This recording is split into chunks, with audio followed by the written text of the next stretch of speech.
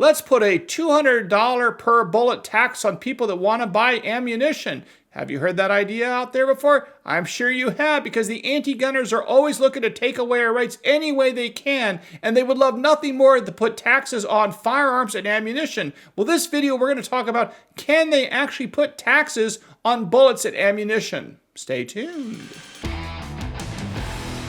Hey folks, I'm Mark Smith, host of the Four Boxes Diner, best-selling author, proud American gun owner, and member of the U.S. Supreme Court Bar. If you haven't subscribed to the Four Boxes Diner Second Amendment channel, please do so and show your love for the right to keep and bear arms. And please follow us on Twitter and other social media accounts, which we are now expanding so we can spread the word of this YouTube channel. Okay, so you often hear these arguments, we've been hearing this more and more lately, that let's put taxes on guns and ammunition. But I want to focus on ammunition because this is the one I want to make sure you can really hit out of the park if this comes up. Because a lot of people say, hey, ammunition, it's not an arm. The Second Amendment protects the right of the people to keep and bear arms. It doesn't say anything about ammunition. Well, is this true? The answer is, of course it's not. Why? Well, for at least three reasons. So here's what I'm going to do. I'm going to give you three reasons why ammunition is protected by the Second Amendment's right to keep and bear arms. That's the first thing I'm going to do. And then I'm going to quickly point out why taxes specifically targeting guns and ammunition are unconstitutional under the Second Amendment and under general Supreme Court case law. To begin with, ammunition is protected under the Second Amendment not because ammunition is considered an arm.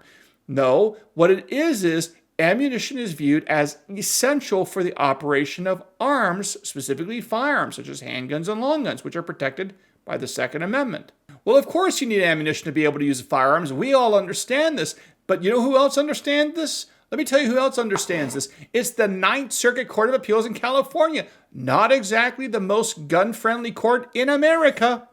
And yet they have actually concluded in major cases that say ammunition is protected under the Second Amendment's right to keep and bear arms because you need ammunition to be able to operate firearms, which are protected under the Second Amendment. So bullets are indeed protected under the Second Amendment, according to courts, including California's Ninth Circuit Court of Appeals, a generally speaking anti-gun court. So beyond the common sense fact that, you need ammunition to operate firearms and the fact that even courts like the Ninth Circuit says it's protected, is there anything else? And the answer is yes, there is. That is, even the United States Supreme Court has said that ammunition is protected. Now, they didn't do it expressly. They did it basically implicitly. How did they do this?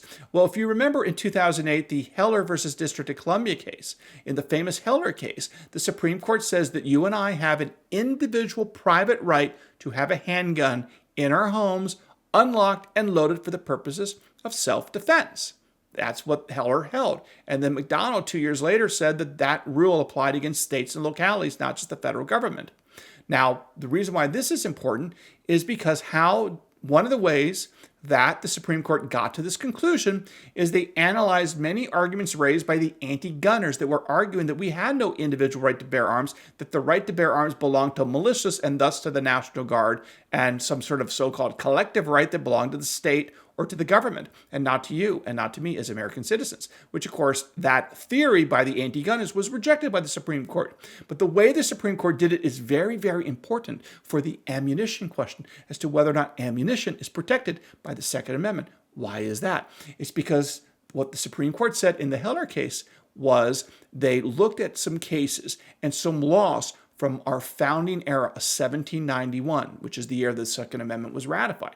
So the Supreme Court looked at 1791 and says, well, are there any gun laws that ban guns or anything like that we should be aware of? The anti-gunner says, oh yeah, there are. Because in places like the city of Boston, they had these gunpowder regulations that limited the quantity of gunpowder, black powder, that you could have in your homes in the city of Boston.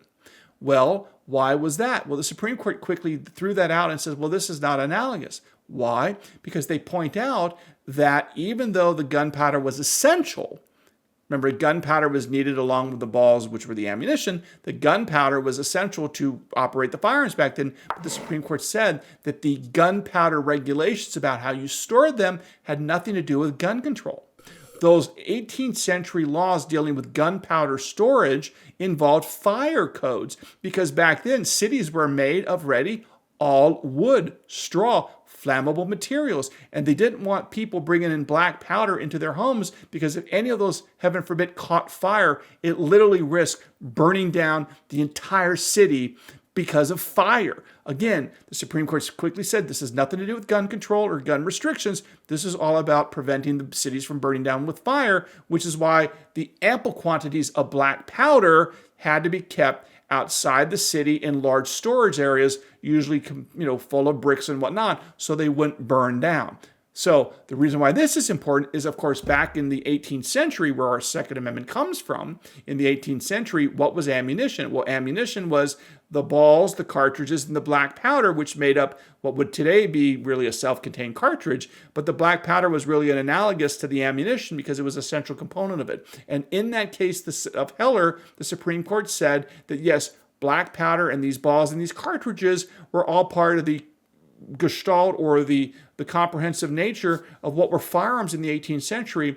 And of course, why was the Supreme Court talking about black powder and ammunition in the Heller case if it didn't touch fingers with and fall under the right of the people to keep their arms? It wouldn't be relevant if it didn't have anything to do with guns and arms. So the Supreme Court's discussion of black powder and these gun powder storage rules, which were really, again, fire code rules, not gun control rules, illustrates the point that ammunition in the Heller case in the 18th century as black powder is protected by the Second Amendment by even the Supreme Court's own precedents and discussions in, among other things, the Heller case.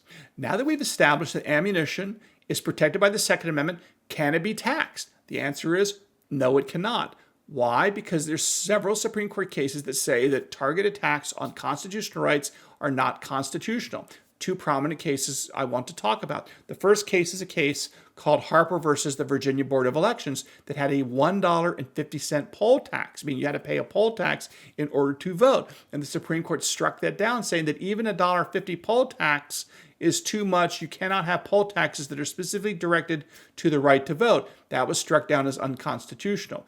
Then, of course, you had a case called Minneapolis Star in 1983. And in the Minneapolis Star case, it struck down particular rules and taxes that apply to, I believe, ink that the newspapers would use to print the newspapers. And in the Minneapolis Star case from 1983, the U.S. Supreme Court says, no, a specific tax targeting ink that are used by newspapers is a violation of the First Amendment because the newspapers need the ink to exercise their right to free press in America and their right to free speech in America, and therefore a tax specifically directed toward ink used by the newspapers is also unconstitutional, just like the poll tax in the Harper case down there in Virginia many years earlier. So if you had a tax on ammunition, that would be likely unconstitutional because, again, in addition to the fact that ammunition is protected by the Second Amendment, it would also be unconstitutional because of the decisions by the Supreme Court in Harper versus Virginia Board of Education striking down poll taxes